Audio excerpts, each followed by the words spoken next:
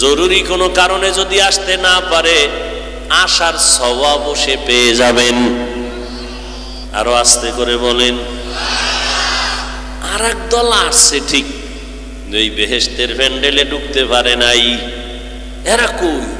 মহিলা প্যান্ডেল তাওয়াফ করে আর দোকানপাটে আড্ডা মারে আর কবিরা গুনাহ করে, তাজা তাজা কবিরা গুনাহ করে। ওয়াজ উপলক্ষে মার্কেট কেন? আবার সেখানে খেলনার দোকান কেন? বেলুনের দোকান কেন? বেলুন কিনছে এক বেলুন, এটার কান্দে ঝুলাইয়া বাড়ি যায় বয়ানের পরে। ম্যাডাম কইব কি নিয়ে আইছো? কই যে মোনাজাতে বেলুন কবুল হয়ে গেছে।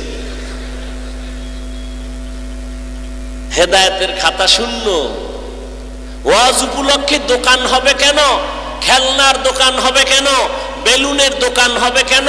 আর সেই দোকানে বেপরদায় নারী আর যুবক ঢুকবে কেন? শুধু এখানে না, সারা দুনিয়ার হালাত বড় খারাপ। ওখানের ওই কবিরা গুনার দায়ভার কারা নিবে? বেহেশতের বাজার আর পার্শ্বে আছে জাহান্নামের বাজার। কি বাড়ির থেকে আসছে ওই বেলগড়িয়া বয়ানে যাই, কিন্তু কপাল খারাপ, প্যান্ডেলে ঢুকতে পারে না। প্যান্ডেলটার দাম কত?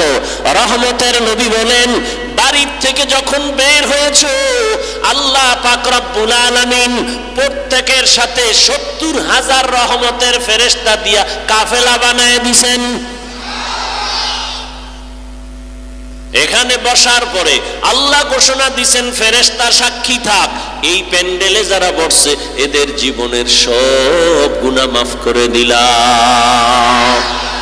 আতিনা ফি দারে দুনিয়া না হাসান, আতিনা ফি দারে উকবা না হাসান, ইয়া গিয়াসাল মুস্তাগীসিন ইহদিনা লফতিখারা বিল উলুমে ওয়াল গিনা।